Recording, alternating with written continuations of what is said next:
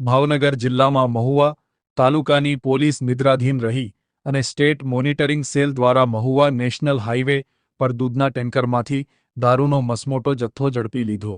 દૂધના ટેન્કરમાં બનાવેલા અત્યંત આધુનિક ગુપ્ત ચોરખાનામાંથી સ્ટેટ મોનિટરિંગ સેલની ટીમે ભારતીય બનાવટનો ઇંગ્લિશ દારૂની 16,414 બોટલો ઝડપી લીધી, જેની કિંમત 78 લાખ ગણીને કુલ ₹1,03,00,000ના મુદ્દામાલ સાથે રાજસ્થાન રહેતા હનુમાનરાવ માંગીલાલ વિશ્નોઈને ઝડપી લીધો હતો।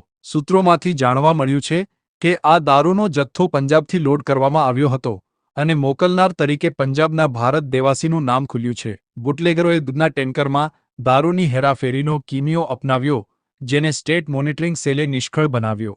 જો કે પંજાબથી ભાવનગર જિલ્લા સુધીમાં અનેક ચેકપોસ્ટો અને અનેક પોલીસ મથકોની હદ આવતી હોય તેમ છતાં બેરોકટોક દારૂનો જથ્થો કેવી રીતે પહોંચ્યો તે રાજ્યના ઉચ્ચ પોલીસ અધિકારીઓ માટે તપાસ અને સંશોધનનો વિષય બને છે।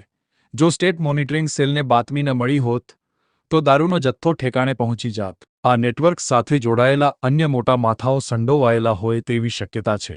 દારૂનો જથ્થો ક્યાંથી આવી રહ્યો હતો અને ક્યાં પહોંચતો કરવાનો હતો તે દિશામાં તપાસના ચક્રો ગતિમાન થયા હોવાનું બિનસત્તાવાર જાણવા મળ્યું છે।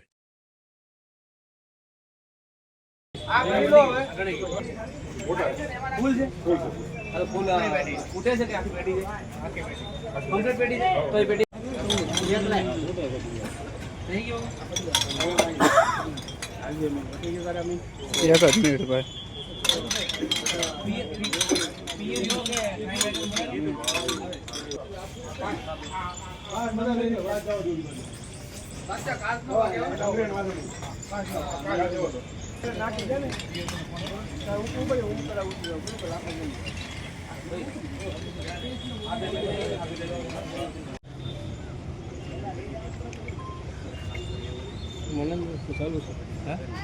રોજ મારે શરૂ છે, કહેજો।